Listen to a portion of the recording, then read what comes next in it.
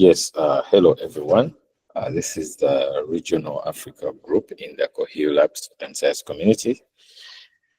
And Kato Stephen Maguru, who is a co-lead. My colleague, Bronson Bakonga, the other co-lead, has a conflicting meeting.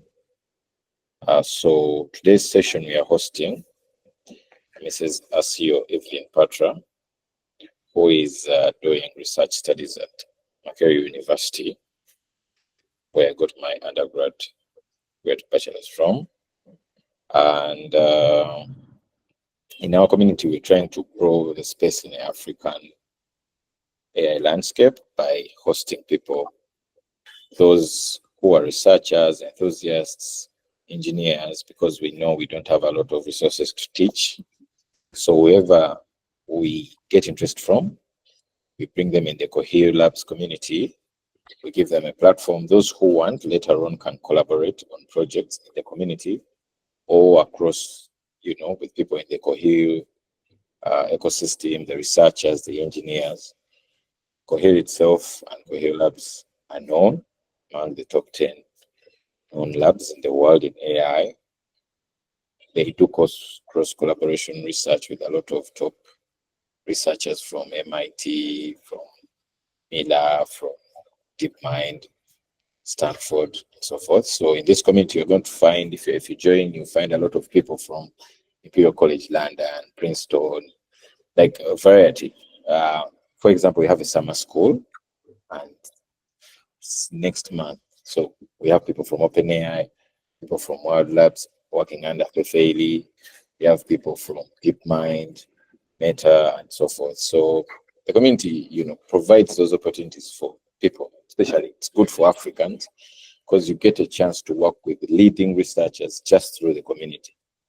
And we would like you to invite more people to join to grow the African space.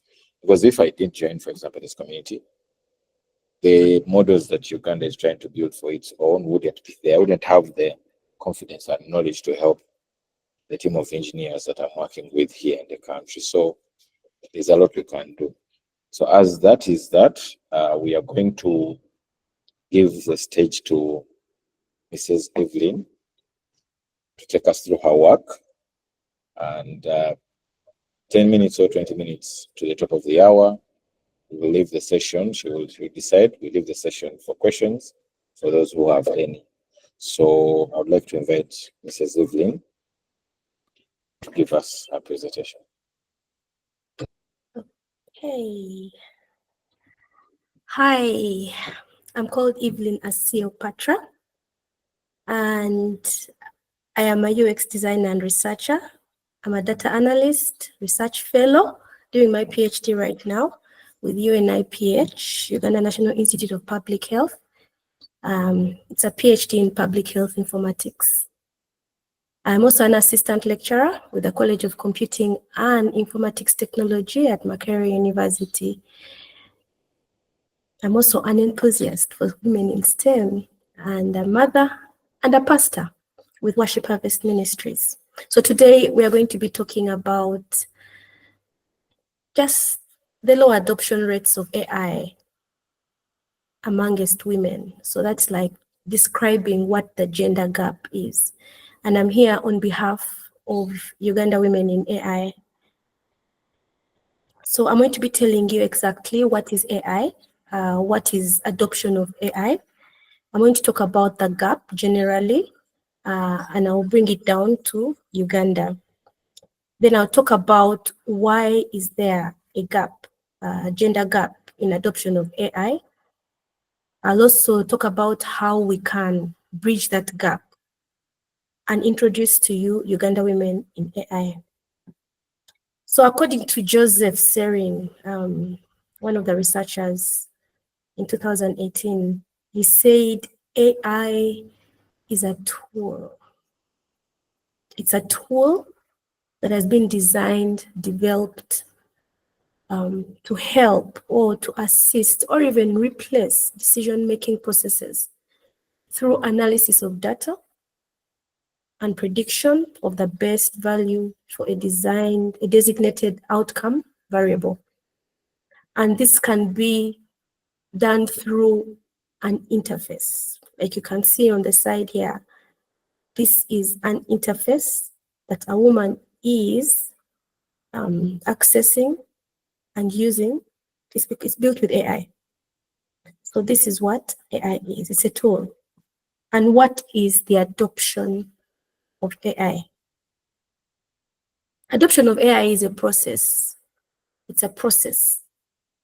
It's a process. I need to repeat that because some people can think it's just a tool as well.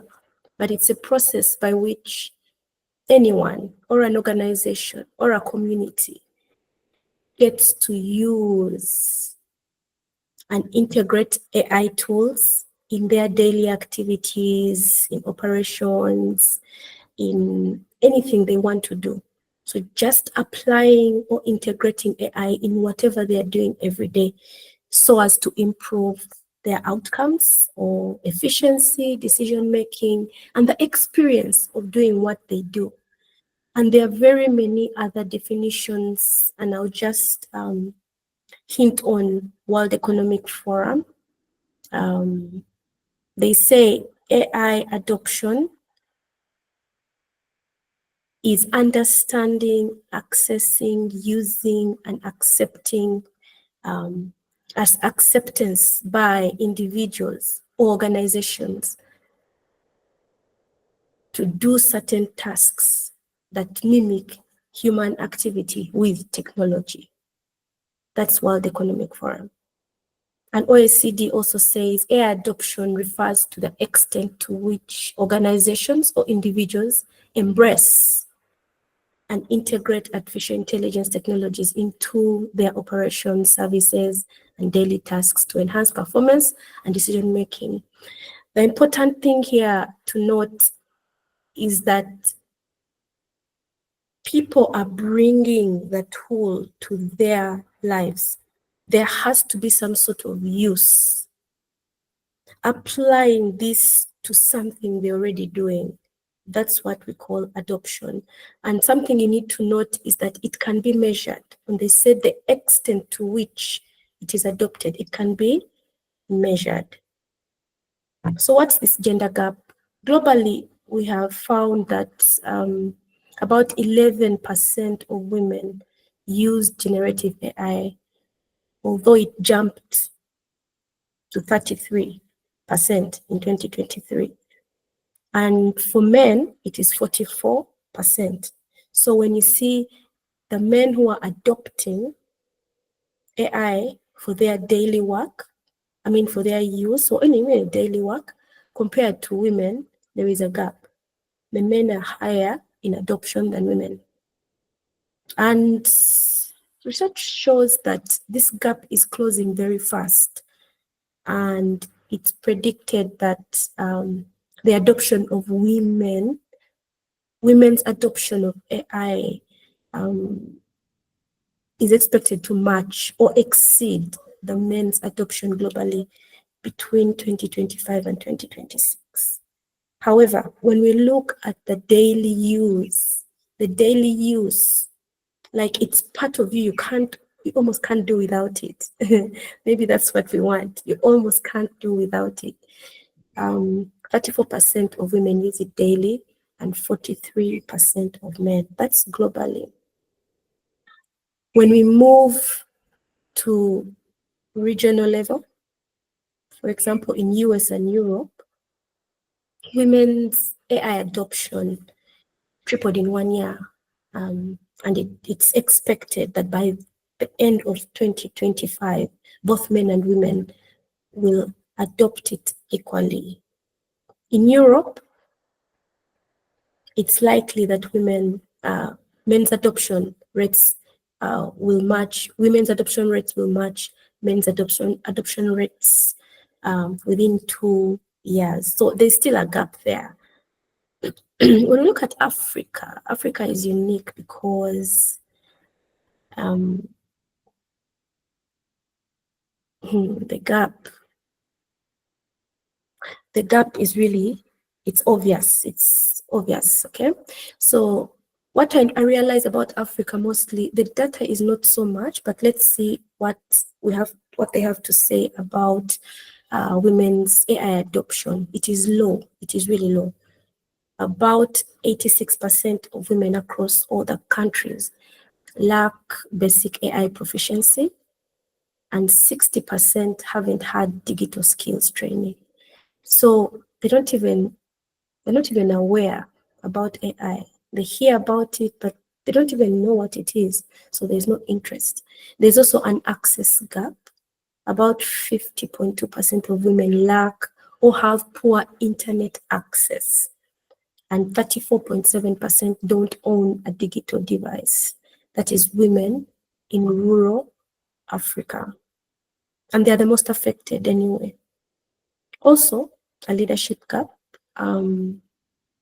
Only 10% of women in Africa, only 10% of African AI policy documents mention gender inclusion, but women leaders are pushing for more inclusive AI policies. And because there is no mention of it in policy, it stops being important. It almost becomes irrelevant. But Africa's AI market is booming, and this gender gap in adoption is important to take note of. We need skilling, and something I noticed, I was reading one of the papers, I don't really remember, I should have cited it.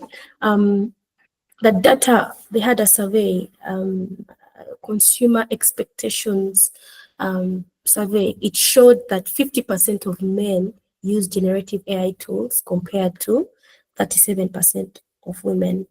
Even as tools keep coming and going, I believe the first people to adopt are actually men, and there are reasons why this is happening. We shall look at them later. So we can continue and look at Uganda. Uganda, I could not find statistics, but women are significantly underrepresented in AI and tech fields. The biggest barriers are related to digital skills, cultural biases, and lack of gender-focused policies. Digital skills, because most of the women or girls are not encouraged to take on maybe STEM subjects or tech. They're encouraged to do arts, and it's still a big deal. I know of a story where this young girl in high school, she got to know about, she joined the data science, Python, ladies, and when she went to school, she wanted to do a project, and she was talking of coding, and the teacher told her, you're wasting time, these things are for guys. So she came back to the group the next holiday, and she was telling us, and that wasn't okay. Another one in University of Chambogo, she had a project to do for her end of her final year project, and she wanted to develop an AI tool, but the professor told her, I will not supervise you because you can't manage this. So what she did is she was in a community of Pi ladies, and she got someone from abroad who supervised her. She did her work and she finished successfully. But even the digital divide, just the mere digital divide without the AI gap, is a big, big deal. Fewer women are accessing digital tools and AI opportunities. So I want to explain why this is happening. Generally in the world, maybe let me focus more on Africa and Uganda specifically. There are so many social cultural barriers. I'll just give an example of maybe about 5 years ago. So many of us who are in enthusiastic about women in STEM, started doing certain things to support women entrepreneurs to adopt just a PC at their maybe shops, their businesses, and everywhere. And it was hard because of theft, so we decided to use tablets, which can be taken away when they leave. And what we realized, smartphones and tablets actually, and what we realized is that their husbands would tell them, I do not want to see you with a smartphone. Like, I don't want to see it here. So she had to go back to doing business.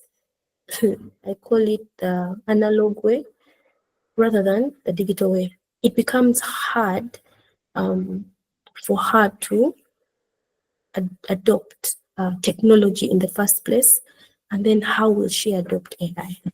So those stereotypes, those cultural ideas, they become very hard for women to adopt AI. Then the lagging digital divide, it is still very, very big in Africa and in Uganda in particular, compared to the Western world. Some of us are just learning, are just in maybe the PC era. We don't even know about the fourth industrial revolution. We are still trying to understand what is a computer and how does it work, a personal computer. We don't know anything to do with maybe smart technology, IoT. We never heard of it. We don't know about blockchain technologies, those emerging technologies. We're just trying to start with the personal computer, which is still a bad thing. Then design and relevance issues. Most of what we adopt, or most of the available tools, are customized or even implemented based on the user needs of people who are not in Africa. They are abroad, in the US, in Asia, in Europe. So when we bring those tools here for us to use, they don't fit in. We are forced to use them with guesswork. Should I say guesswork? Regardless of the manuals. And we expect them to react a certain way, but they react otherwise. You know about the biases that are inbuilt in AI algorithms. I mean, AI learns according to the cultural biases and whatever data it was implemented with. So it makes it hard for decisions to be concrete based on our perspective in Uganda. Yeah, and there's some economic constraints. Some of these things require technology, infrastructure, implementation, and like I told you, some people don't even own a smartphone in Uganda. Most of the women in Uganda, rural Uganda, do not own a smartphone. They use Kabiriti, the feature phones, and they're used to USSDs to do whatever they need to do. I mean, they get their money, they're able to do send money, and some of those phones have just send money, just USSD, send money, receive money. They can do SMSs and all that. So they don't really need smart technology. They feel they don't need smart technologies. Another one is safety and trust concerns. Most women think more about this than men. Men are daring, they're risk takers, and it is known. Although lately I've heard of some women, my old pastor used to call them feminazis. They're also risk taking and daring. They can take risks. But when you look at the men, they're not so worried about safety online, because they know how to go about all this, and because they've been taught more than the ladies, they're literate. They understand that it's possible to guard my PC, to guard my accounts. I can, put on some safety security measures for that purpose. And yet women, because of the illiteracy, digital illiteracy, it's hard for them to even know. I know someone who didn't know that you can't use your birthday for a password. She had to be taught. She's a graduate. She's working. She has a good job, but she didn't know because she doesn't know the secrets of security or being secure online. And she had to be taught, and now she knows. And one time, or just one time, someone used her PC, logged onto her internet banking, and was able to take money out. Mobile phone, but you could not find the mobile phone. I mean, the number didn't exist after that, so we could not trace it. But just imagine such scenarios that are happening just because you don't know what a strong password looks like. And because of the many scams that are happening here and there, people are afraid to even trust. They're like, AI might be the thief, the real hacker here. Let me avoid it, So in relation to the already lagging digital divide, we have digital literacy and skills gaps. Like I explained, when you look at the university, I think about 30%, even 30 might be too many, of women are in STEM courses. Most of them are gentlemen. I teach undergraduate students in the College of Computing and IT, and majority of our students are gentlemen. There are very few ladies in there. So the literacy is not getting to them. They're not getting the digital literacy that they need, even the basics. The good thing is that most universities now will teach basic digital literacy from bachelor's to all the students, but that's not all there is. Then policies and institutional gaps. Like I said, most of them would be good policies. We look at Uganda and we see very good policies here and there about maybe ethics of IT in Uganda and different policies, but they do not emphasize the gender gap. So we go on to adopt without understanding how can we make sure adoption is equal between men and women. And I mentioned earlier that sometimes when we're adopting these technologies, we don't think about later on what will happen in case it's misused. We just adopt because, man, this is a trend. Policies don't even think about what if it's misused, what next, And some barriers are not thought about or catered for. But I want to ask, why do you think this is important? Maybe why is it important for the governments and women to be concerned about this gap? Why is it a big deal? Why should it even be talked about? We are all human, We are all human beings. We've all gone to school. Yeah, so these days there are women who are in leadership, higher roles. I mean, those days it wasn't like women. Bavudeyo, that is one of the Ugandan languages for women have emerged. We have emerged now. We are sort of equal. I won't say equal, but sort of equal. And some women feel I'm equal to a man. So why are you talking about this? And really, why does it really matter? We've gotten to know that women's jobs are at risk of being displaced. Excuse me. Why? Because most of them are clerical, like administrative work.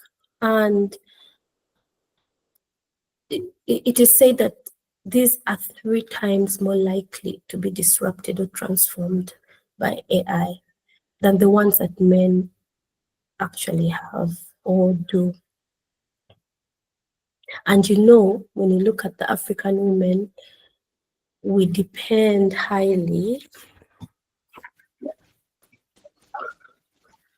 excuse me, we depend highly on, you know, banking, data entry, secretarial work, which is really vulnerable to automation. And if they go away, what will women do? Yeah.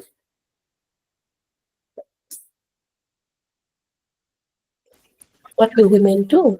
And then there is this thing called deepening the existing gender inequality. And like I told you earlier, AI learns from us. It learns from our strengths, our weaknesses, our thoughts, and what we've written, and the way we live, our daily life, right? So our habits will be in whatever AI tools are there. So gender bias in AI can be in these algorithms. It will adopt it just naturally because they are already existing. So if that can happen, it means even our attitude towards women doing certain roles will be adopted. And so maybe shall we find ourselves back to the Stone Age for the women only? I wonder how that would look like. I guess the men would have to adapt to the women being in Stone Age. Interesting, huh? And then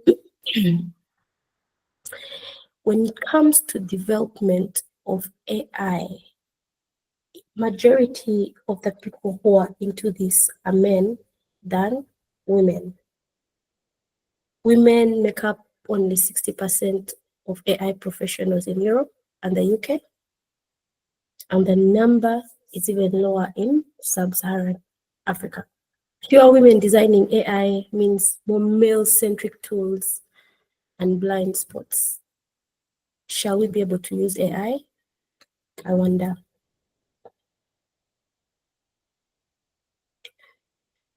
And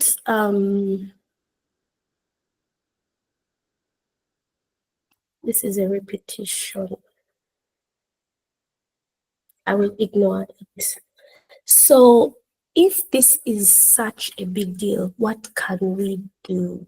What can we do? What can we do?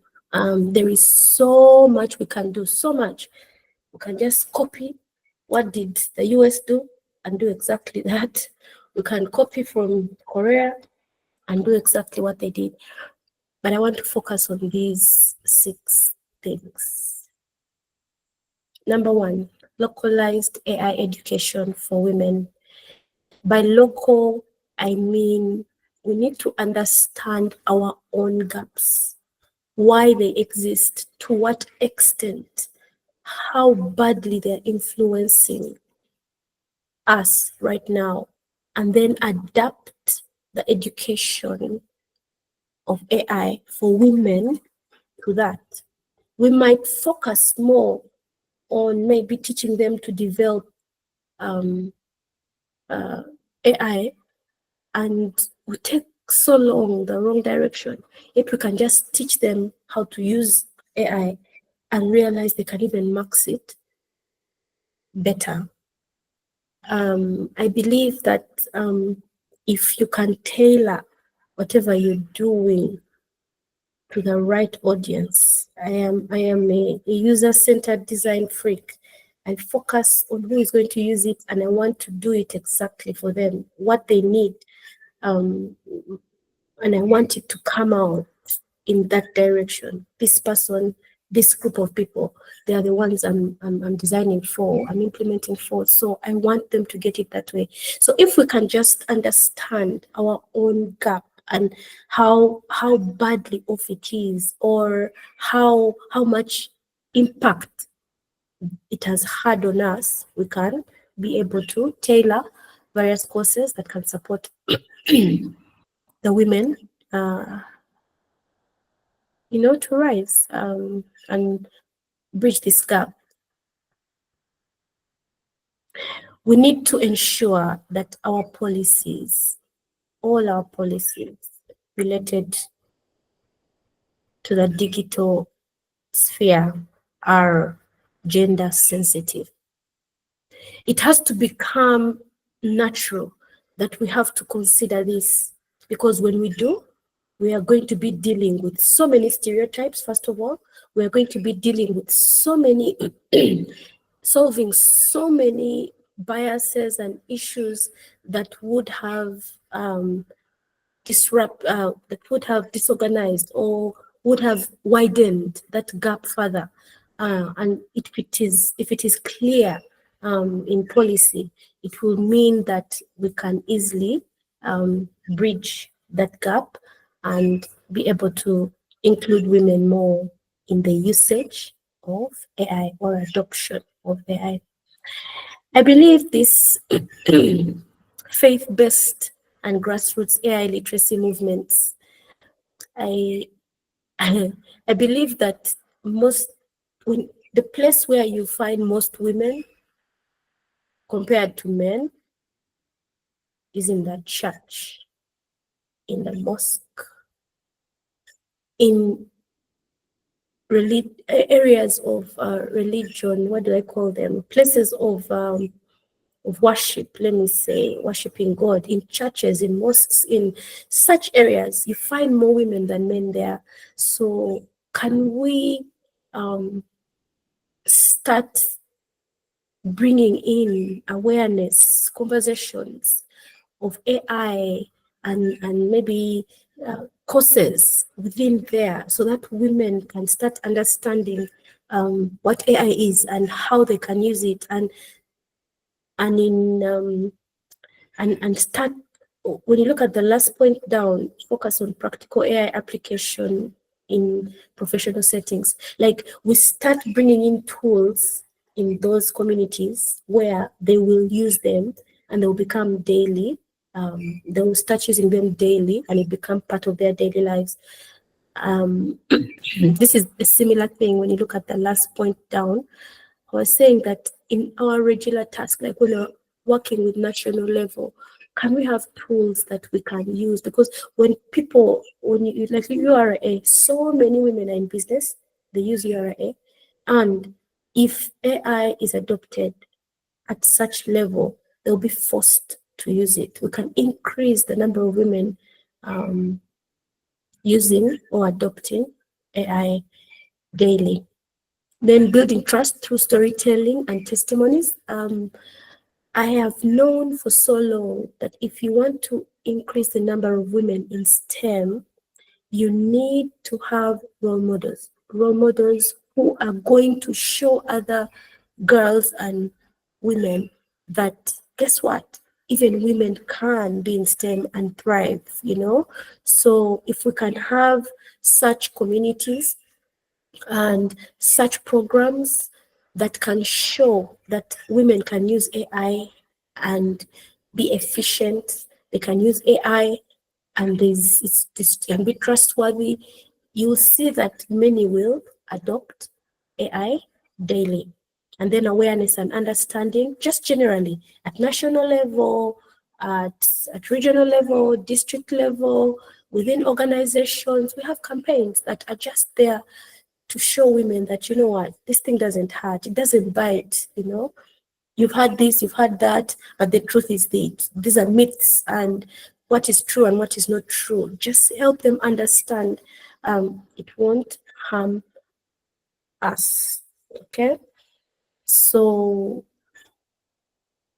like I said earlier, I am here on behalf of Ugandan women in AI, and I would like to tell you about us. We empower women to integrate AI into their daily lives. Our goal is to bridge the AI adoption gap, and we offer supportive space to learn and grow. I recently joined them, partnered with them to try to do something here and there, and I believe that this is a very, very good community. I've not heard of any other community like this.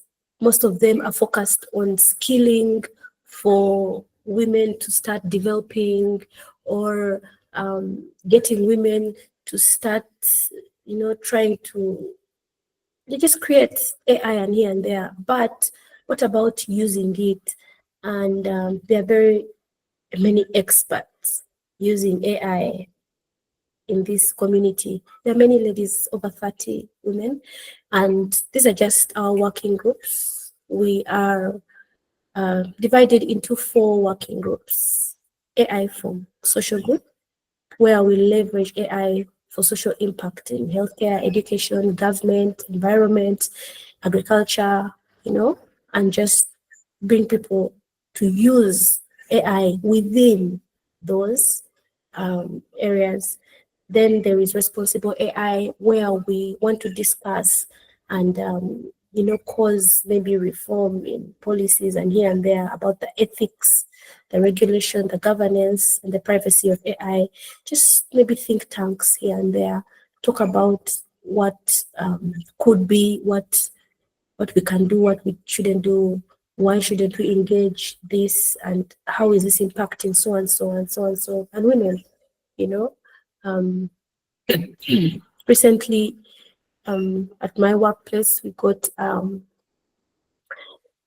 group of people came from a country that begins with a letter of the alphabet, I won't say, and they're bringing a project, and they wanted us to include generative AI within one of the tools we use in the healthcare sector at national level. And oh wow, their proposal was so exciting. It was really, really amazing. All of us were smitten. We're like, wow, this is the ish. Let's just move. But as we went on discussing, we realized that, oh, so where is this data going to be hosted? Oops, they want us to host it there, and this is national data. No, this can't be. So we had to end up discussing and realize that, man, this is not a good, the project is really good, we need it, but your terms are not working for the nation, so we can't have you. So we had to put it on hold until further discussions to discuss all this. So there are so many things in there, and if we have women getting involved in these discussions, it will be easy for them to start using and even be part of, that leadership gap that I mentioned earlier. We can bridge it as well. In AI for work, just focusing on practical AI applications for professional settings that you can use within the workplace to make your work easier, like faster, make decisions better. And finally, this is really amazing because I know that many have not tried to even get here. Okay, very few people, only creatives can think of this. The AI creatives explore AI-generated art, fashion, music, and writing. And it's just for the experts, the expert creatives, the people who have should I say, who are already in the creatives industry are the only ones using this. But the people who would want to join and they feel like, oh my God, I can't sing, I can't what, but maybe you could with AI, So we want that to be out there. And one of the biggest ones we have is fashion, AI in fashion. Yeah, so we make an impact together. Yep. So this is us. I think I can hand over to you to take the flow. Yes, thank you so much. Thank you so much, Mrs. Asio Evelyn, and let's all give a hand clap to her for her wonderful presentation. And I liked the angle at which they are tackling this problem. I know Cohere, for example, Cohere, the research lab, has a lot of female researchers, some of the best in the world, known, ranked among the best researchers in the world. So seeing us host someone who is trying to do the same for Africa is definitely a win-win. And I know they will try to find further conversations with what you're doing later on. And me on my side, I'm happy because when I was given the lead position, I always told them we have a lot of good, young, talented male engineers, but we know that the females probably don't get the opportunities or fear to step out, then if they are really that good. Then we had a discussion, and I told them, give me time, I will look for a group that knows what they are doing. And that's where I found you. I was really happy seeing this initiative. Then here in the country, we will try to reach out as studio. I'll talk to the lead, the head of the studio under the STI secretariat to try to establish some sort of partnership or collaboration with what you're doing, and so that it can go further. So I wanted to open up the session to questions. We have 14 minutes left. We can have questions for like 9 minutes. Then the last 5 minutes, we close it out.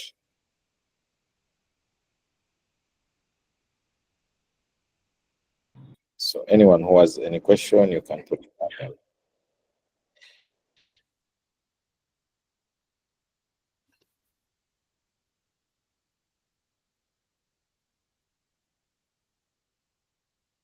Wow, is it that I didn't explain well? No, I'm a teacher. really. So yeah, we always say that if they don't ask questions, they didn't understand. Should I repeat?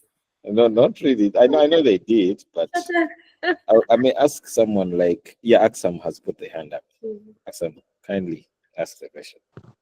Not asking, but I would love to thank Madam. We call her Madam Evelyn. It's a good initiative. I really like the initiative, and I've loved the presentation. Hoping for more collaboration in the future. I'm among the few members of Coherence, and in most cases we always hear. Aksam is my student.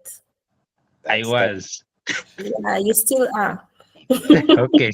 My students never stop being my students. I keep calling them, come, let's do this together. So yeah, thank you, Aksam, for that. I saw Moses' hand up.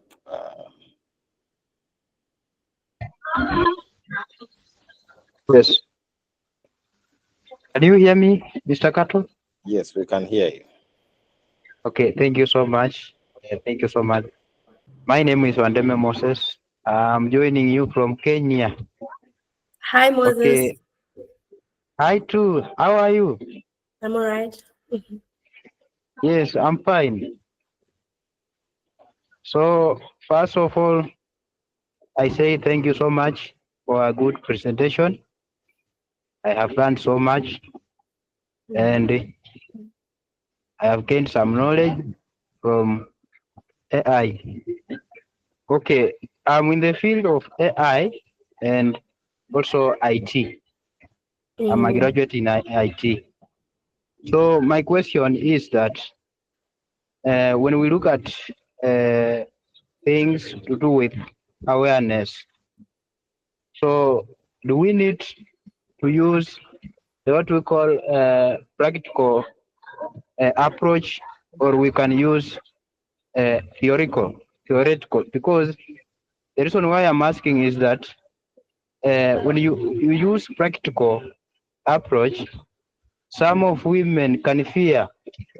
They cannot even participate, or they will not be willing to participate in such activities, because initially when you look at them, they are vulnerable. They are not maybe willing to participate in such. So I'm asking if you will have to use the theoretical one or the practical one. That is my take, my question. Thank you so much for a good presentation. Greetings from Kenya. I'll be in Kenya next week, so you never know. Okay, thank you for the question. I think one of the best ways for awareness is through the voices of those who are succeeding in something. So like I mentioned earlier, there's this thing about creating trust through storytelling and testimonies. That is a practical thing. The theories behind this may not work, you know? And when you see most of the people who are affected by this gap, most of the women who are affected by this gap may not be digitally literate, not just digitally, maybe digitally illiterate, not just that, but also basic illiteracy, you know? So when you bring in theories, it might be hard to get them to actually adopt. They'll fear it even more. But I think that if we can use such stories of, I use this tool to sell I harvested massive cassava in the village, and I used this tool. I just posted my picture. It generated different target markets for this, that, and I sold in just a day. I was worried about my harvest going beyond one day, something of that sort. They tell you how they did it, how they were able to max it. It will allow them to know about AI.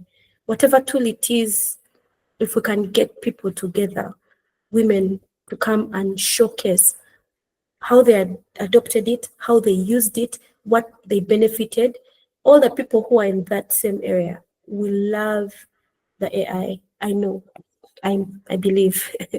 Yeah, you can't be so certain. Yeah, we are happy. I'm happy to see Moses, and we love our brothers from Kenya. When we're building AI, we always talk to them. They're also building some AI, so it's a really good thing to see, you know. And we want to see have a wave in East Africa. Surprisingly, in AI, for grounded AI, we might beat out other regions of Africa if we do it very well. At the moment, we can see in the Cohere, we are many. We are waking up. We are waking up. We all want all African nations to join. But that most of East Africans are joining very, very fast to the community, but we'll reach out to the others. Then I see, says Helen, thanking you for the session. I don't know if anyone else has. Yes. Thank you, Helen. Yes, I don't know if anyone else has any question. I would like to thank you all, to invite you all to join more. And as Cohere is going to expand, we know this group will expand and have a lot of other good things in it. It's just like 1 or 2 years old. The Africa will grow. It will have a lot of opportunities with time. I wanted to pass on to you, if there's no one with a question, to close out the session, and thank you for giving us the time. Those who couldn't make it, we will share a link. I'll give it to you. You can give it to your community. Us, we will upload it to the Cohere channels on YouTube and on the page. So, it's recorded. So thank you so much. Okay, before we continue, I see something to note in there. Maybe you can read what's in the chat. There's some. Yes. There is someone who's asking about, is the current education system, like that is. Yeah. So I'm saying, yes, you said My question is the Uganda education system preparing students for careers in AI and emerging technologies? I think she meant it for you. Yes. So yes, we are, and by virtue of the fact that our curriculum from UNIPH changed, and now IT is a big deal. So from a tender age, the children are getting used to technology. That is one way of preparing. By the time they are coming up to college, they have understood the fact that they can actually study tech and IT. So and when computing and engineering, and when you get into Makerere University, we have AI lab, and we do a lot of AI work, both in computing and in engineering. Then I think University of UCU, they have a bachelor's in data science. So we are preparing, and there are so many other groups that are coming up. I think NITA-U has got a program teaching Python, coding, Python, Scratch to children. So we are actually doing so many things here and there. There are very many communities doing that. Then you mentioned that you're looking for space. Maybe you can go through Cohere. They'll give you our contact to Ugandan Women in AI, and we shall be able to talk more. And then Moses appreciate Kenya. Okay, yeah, I think that's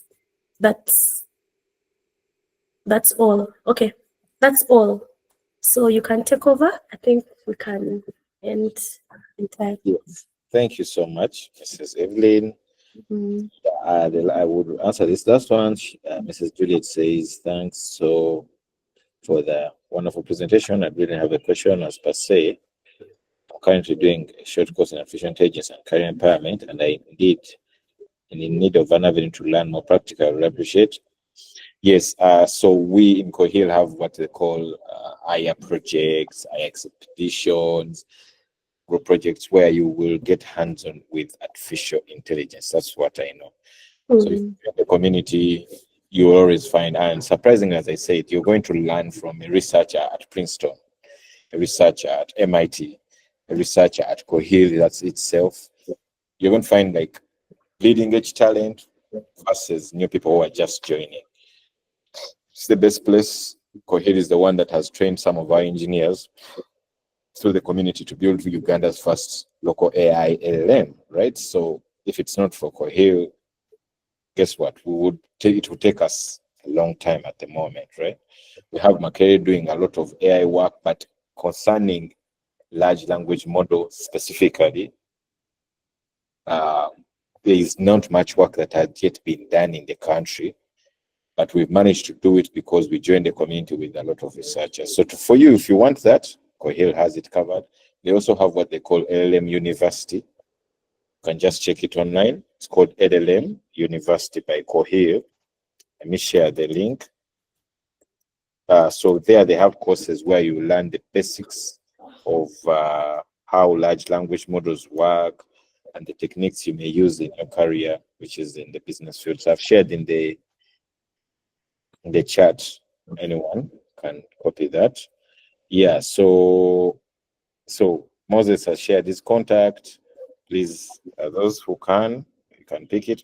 I'll save it. I'll try to reach out to Moses and say a few words. But we want to thank Mrs. Evelyn and everyone who has joined and the Cohere team for giving us such a platform.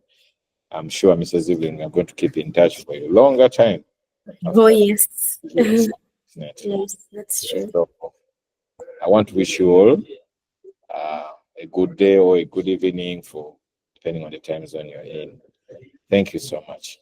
Thank you, OJ.